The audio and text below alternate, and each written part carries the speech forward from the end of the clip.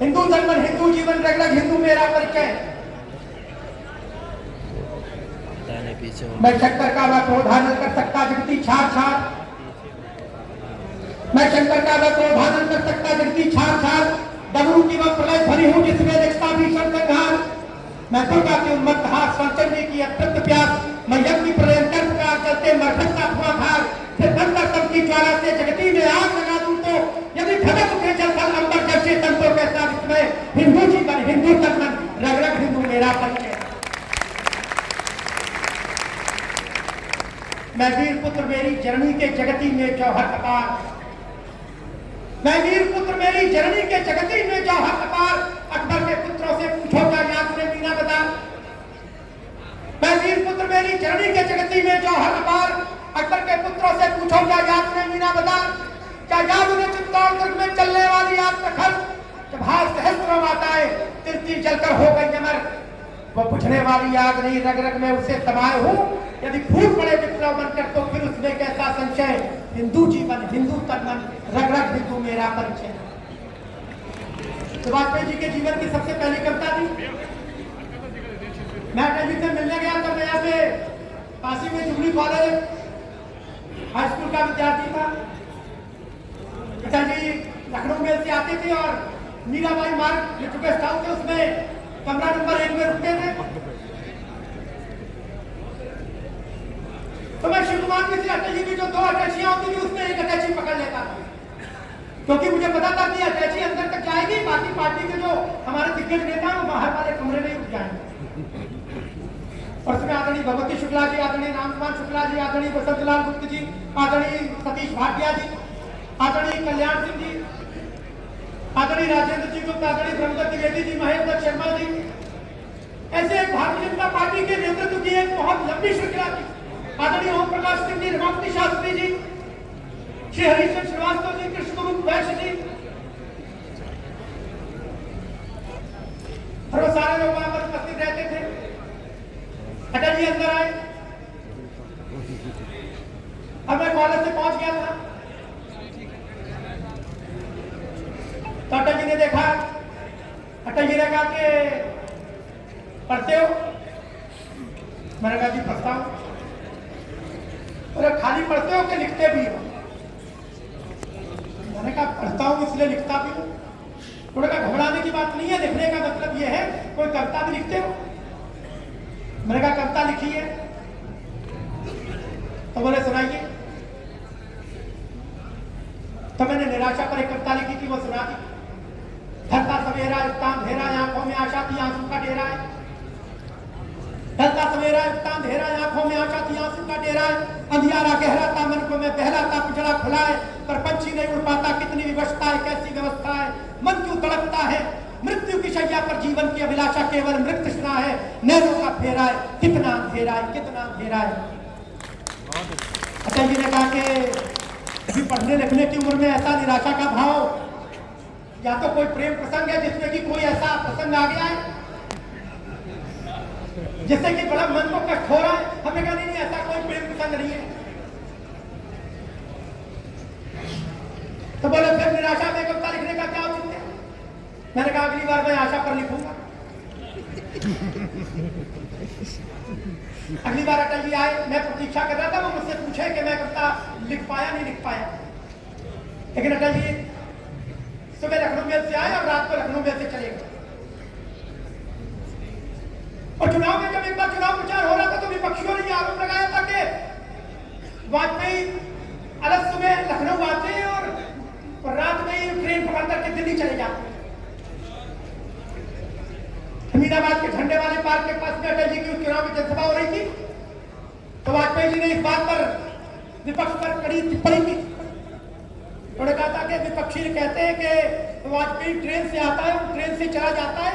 अब वो क्या चाहते हैं, मैं लखनऊ का पार्लियामेंट मेंबर हूं, क्या मैं मालगाड़ी से आऊं और बैलगाड़ी से जाऊं? अटल जी जब दोबारा आए कहा आशा पर कुछ लिखाया नहीं लिखाया। मैंने कहा लिखा है।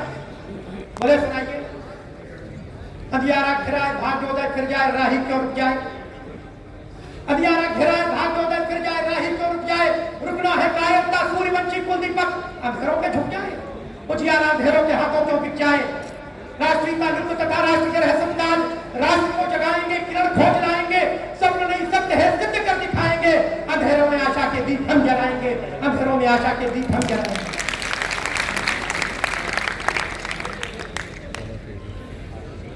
अब उस समय से धोती कुर्ता पहन के जाने की आदत पड़ गई। लखनऊ के केकेसी कॉलेज के बाहर जो जहां पर आजकल पंडित दीनदयाल उपाध्याय स्मृतिका बनी हुई है, वहां पर पुरानी गाड़ियों का कबाड़ वहां पर इकट्ठा रहता। पार्टी नेतृत्व ने फैसला लिया कि वहां पर दीनदयाल उपाध्याय जी की स्मृति में एक वहां पर स्मृतिका स्थल बनाया जाएगा। कार्यक्रम आयोजित किया गया। वहां के विधायक आदरणीय सुरेश तिवारी जी मंच पर भाषण देने खड़े हुए। उन्होंने भाषण देते देते कहा, मंच पर बैठे हुए आदरणीय वंदनीय प्रातः स्मरणीय श्रद्धेय अटल बिहारी वाजपेयी। जैसे उन्होंने आदरणीय और वंदनीय कहा, वो तो अटल जी ने कहा कि ठीक है, लेकिन जैसे ही अटल जी को उन्होंने प्रातः स्मरणीय कहा, वाजपेयी जी ने ऐसे गर्दन टेढ़ी करके देखा। और फिर जब अटल जी भाषण करने आए तो अटल जी ने कहा कि आदरणीय सुरेश जी अभी भाषण में कह रहे थे, मंच पर बैठे हुए आदरणीय वंदनीय प्रातः स्मरणीय श्रद्धेय अटल जी। तो मित्रों, आदरणीय वंदनीय तो ठीक है, लेकिन अभी मैं इसी धरा का वासी हूं। प्रातः स्मरणीय उसे कहा जाता है जो स्वर्गवासी हो गया।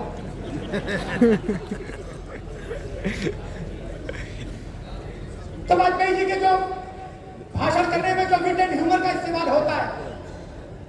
आगरा में शिखर वार्ता हो रही थी, पाकिस्तान के राष्ट्रपति जनरल परवेज मुशर्रफ आए हुए थे। 2 दिन तक चर्चा हो रही थी, ये बात हो रही थी कि कश्मीर के सवाल पर कोई ज्वाइंट स्टेटमेंट जारी होगा या नहीं होगा। जनरल मुशर्रफ ने वहां पर संवाददाता सम्मेलन किया और प्रेस कॉन्फ्रेंस में कहा कि भारत को यह स्पष्ट रूप से समझ लेना चाहिए कि कश्मीर पाकिस्तान की रगों में खून की तरह दौड़ता है। अब वाजपेयी जी दोपहर के बाद में उनकी प्रेस कॉन्फ्रेंस, पत्रकार मित्रों ने प्रश्न कर दिया कि अभी जनरल परवेज मुशर्रफ दोपहर में संवाददाता सम्मेलन में चर्चा कर रहे थे कि कश्मीर पाकिस्तानियों की रगों में खून की तरह दौड़ता है, लहू की तरह दौड़ता है। आपका इस पर क्या कहना है? अटल जी ने कहा कि मुझे गालिब का एक शेर याद आ रहा है, हर एक बात पे कहते हो तुम कि तुम क्या है, हर एक बात पे तुम कहते हो कि तुम क्या है, तुम्हें बताओ ये अंदाज गुफ्तगू क्या है। रगों में दौड़ने फिरने के हम नहीं कायल, जो नजर ही से न टपका तो वो लहू क्या है। ये रगों में दौड़ने की बात नहीं है। पाकिस्तान बार बार जब इस बात की चर्चा करता था कि कश्मीर के बिना पाकिस्तान अधूरा है, तो वाजपेयी जी ने संयुक्त राष्ट्र संघ के मंच पर स्पष्ट रूप से घोषणा कर दी थी कि यदि पाकिस्तान को यह लगता है कि कश्मीर के बिना पाकिस्तान अधूरा है, तो सारे भारत को यह लगता है कि पाकिस्तान के बिना भारत खंडित है।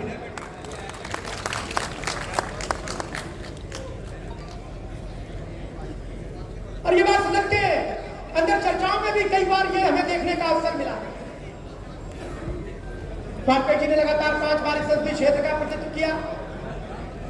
लखनऊ के गली कूचे से उनका वास्ता था।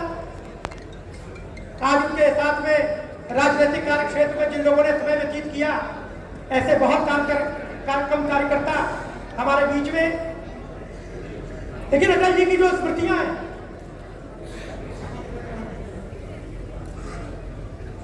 मगर अटल जी की जो स्मृतियां हैं, आज भी लखनऊ शहर के अंदर ऐसे पार्टी के वरिष्ठ कार्यकर्ता हैं जिनसे अगर हम चर्चा करें तो अटल जी से, और अटल जी से तब मिलना कोई कठिन नहीं। और शायद इसका एक कारण यह भी हो सकता है कि 1991 में देश के पूर्व प्रधानमंत्री श्री राजीव गांधी जी की हत्या के बाद में सुरक्षा कारणों से इस देश में राजनीतिक नेतृत्व और जनता के बीच में एक व्यवस्था बनाई गई, और उस व्यवस्था के नाते लोगों को मिलने में थोड़ी सहजता नहीं रहती। लेकिन वाजपेयी जी से मिलने में कोई ऐसी स्थिति नहीं थी। उनसे भी कोई भी कार्यकर्ता आता था, अगर उससे बात करते थे तो उससे उसी के मानसिक स्तर पर उतर कर बात कर लेते। कभी कभी तो कार्यकर्ताओं से वो हास्य व्यंग्य में बहुत सारी बातें पूछ लेते थे, और कोई कार्यकर्ता अगर कोई टिप्पणी करता था तो उसका वो बुरा नहीं मानते। Doctor S C Rai ji Lucknow से महापौर निर्वाचित हुए, और जब दूसरी बार महापौर के रूप में 2005-6 में निर्वाचित हुए तो ये फैसला हुआ कि लखनऊ के सारे जितने जीते हुए पार्षद हैं तब उनको सभासद कहते थे, ये सारे जीते हुए सभासद माननीय अटल जी से मिलने दिल्ली जाएंगे और प्रधानमंत्री के साथ रेस कोर्स रोड में उनसे मिलने जाएंगे। पार्टी के सारे कार्यकर्ता आदरणीय टंडन जी ने व्यवस्था की, सारे कार्यकर्ता सारे पार्षद आदरणीय प्रधानमंत्री अटल बिहारी वाजपेयी जी से उनके क्षेत्र